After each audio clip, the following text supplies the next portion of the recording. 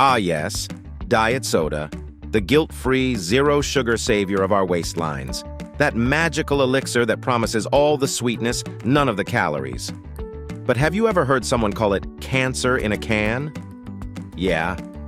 Suddenly, that bubbly treat sounds more like a toxic science experiment. And at the heart of it all, aspartame, the sweetener that's been both hailed as a miracle and cursed as a menace. So why is aspartame called cancer in a can? Let's find out right here on History of Food.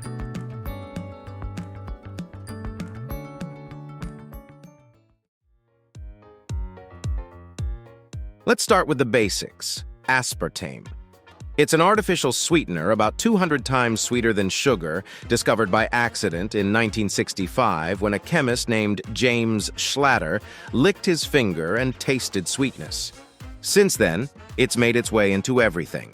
Diet Coke, sugar-free gum, yogurt, protein shakes, even kids' vitamins. If it says sugar-free, it probably has aspartame.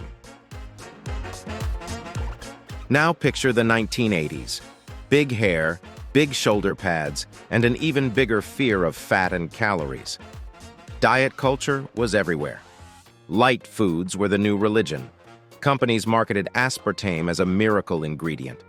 You could have sweetness without the guilt, indulgence without the consequences. But here's the twist. While everyone was busy chasing thinness, a few scientists started raising eyebrows. Could this new sweet miracle have a dark side? Almost from the start, aspartame had critics. Some studies in the 1970s showed that rats fed massive doses of it developed brain tumors. Still, the findings were concerning enough to delay aspartame's approval for years. The FDA actually pulled back its approval in 1974, then reapproved it in 1981 after new data came in.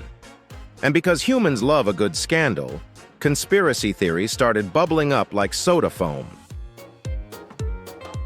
People claimed aspartame was approved due to political connections, that corporate giants like Monsanto and the makers of NutraSweet pushed it through. Some believed it caused everything from migraines to memory loss to, yes, cancer. It didn't help that a few high-profile doctors and advocacy groups started calling it toxic. Suddenly, every wellness mom and Facebook scientist had a theory about aspartame destroying humanity one soda at a time. Fast forward to 2023. The World Health Organization decided to stir the pot again, or the soda can, I guess, by labeling aspartame as possibly carcinogenic to humans. Keyword, possibly. That means there's limited evidence that it might cause cancer, specifically liver cancer, but nothing definitive. Still, that single word, possibly, was enough to send shockwaves through headlines and social media feeds worldwide.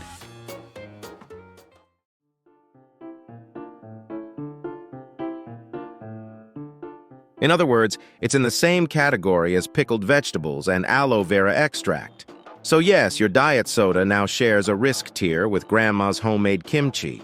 World Health Organization wasn't saying aspartame causes cancer, but rather, hey, we're not totally sure and maybe, just maybe, drink less of it? It was like telling people their favorite drink might be dangerous. Cue global panic and diet drink sales plummeting. Let's strip away the drama. The real scientific consensus is pretty chill. Major food safety agencies, the FDA, EFSA, Health Canada, Japan's FSA, and Food Standards Australia, New Zealand, all agree that aspartame is safe for human consumption within recommended limits.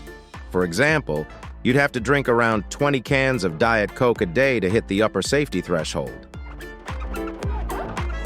But critics argue that long-term low-dose exposure could still be risky, especially since aspartame breaks down into chemicals like methanol and formaldehyde in the body. Scary words, sure, but here's the context. You get more methanol from a glass of tomato juice than from a can of Diet Coke.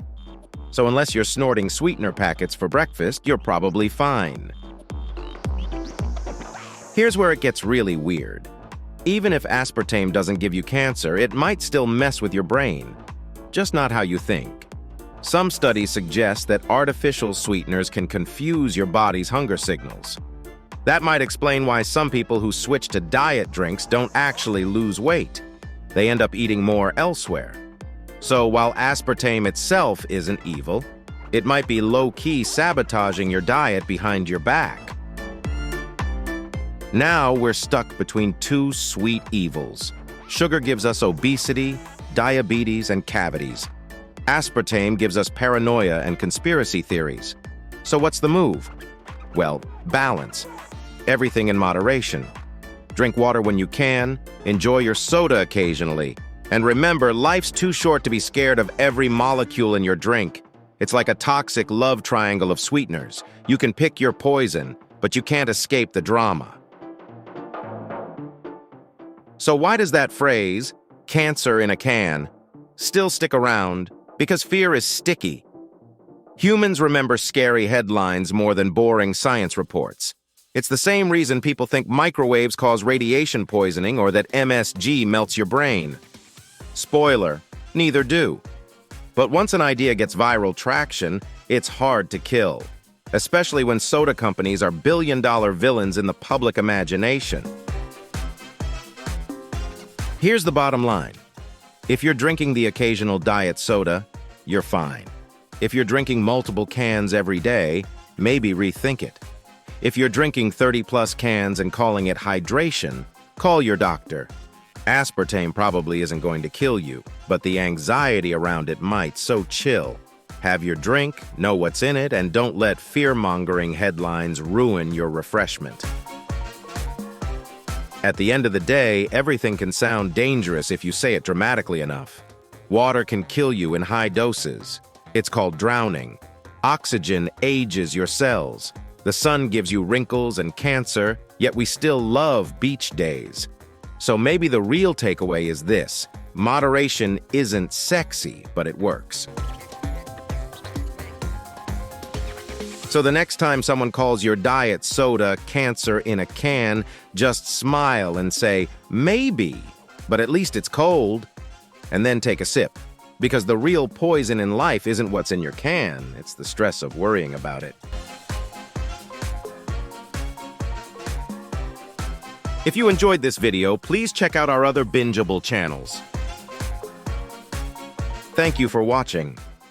If you have suggestions for our next video, feel free to share them in the comments below. We'll be sure to give you an acknowledgement for your contribution.